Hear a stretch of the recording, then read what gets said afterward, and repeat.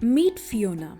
Fiona noticed that more often than not, she feels the urge to watch porn whenever she smells the fragrance of a particular perfume. Is that even possible? It sometimes is. To explain this, Fiona had been using this particular perfume when she was heavily dependent on pornography some years ago.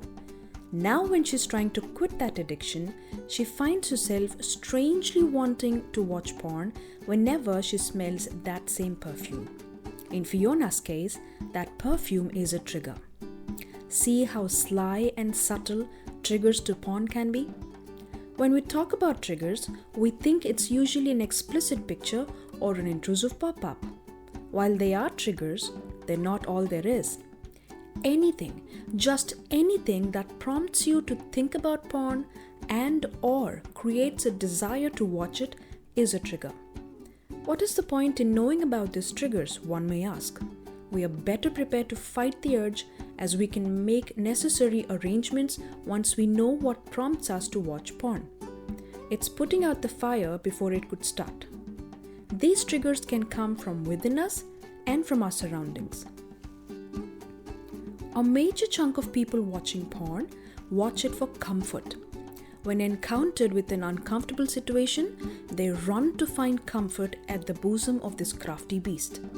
We have a big interview the next day and we're nervous and anxious tonight. To ease off that anxiety, we turn to porn. What we're doing is using porn as a coping technique, but this is an unhealthy way of coping. We need better ways to deal with anxiety-provoking situations. When you find yourself anxious, go for a run, or talk to a friend, or pray about these anxious thoughts. Make an active decision to find your comfort elsewhere. Most of us think we watch porn for pleasure, but in reality, we watch it to escape from something unpleasant. What is it that you're running away from? Confront it and deal with it. For some of us, it is to escape from stress. We had a hectic day, a tiring day, and we use porn as a vent, more like a coffee break. The internet has so many solutions to better manage stress, and we can use one or two. But watching porn to help with stress? Not a smart thing to do. Because, let's be honest, after watching porn, we feel like crap. When you identify that anxiety and stress are your triggers, guard yourself when you notice them gaining momentum and strength.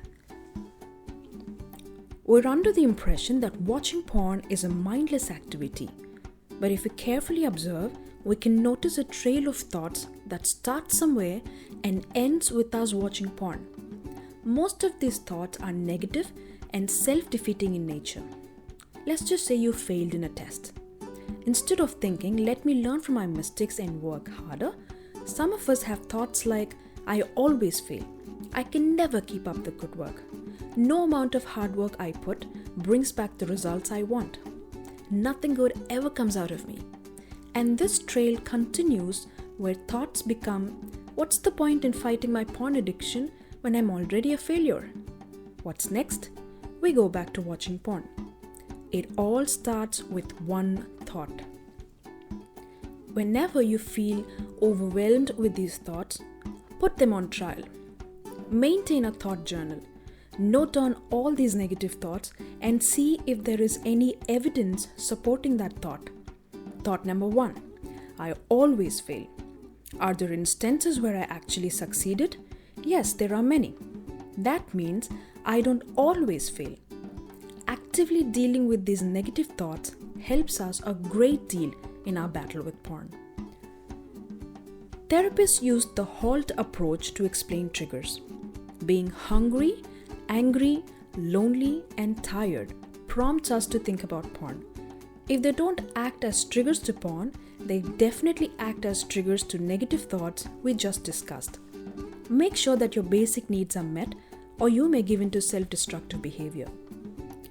Have you noticed a pattern to your porn watching habit?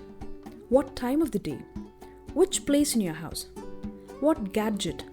Are we this specific when it comes to watching porn? Yes, we are. Because we don't watch it for the heck of it, but for gratification. And to obtain that gratification, our surroundings have to be just right. a good internet connection that doesn't break the flow of the video, a gadget that is fully charged, a spot in which we are most comfortable, and so on. So we tend to watch it in a certain time of the day, use a certain gadget, and sit at a certain spot. All these serve as triggers to porn. Observe what time of the day you frequently watch and make sure you don't have access to internet during that time of the day. Where do you watch? A couch in your room, or your bed, or your workstation in your house? Making that place non-conducive helps to some extent. Stick pictures of your children, or of your parents, or the number of days you've been sober from porn. Do the math and make sure there's no scope to give in when you're tempted. The next time you feel the urge to watch porn, observe why you felt that urge and you may identify your triggers. Triggers can be anything that make you think about porn before creating a desire. It's like a spark that could become an unquenchable fire until you give in. When we deal with the trigger, we snuff out the spark. So be mindful and stay strong. You're doing great.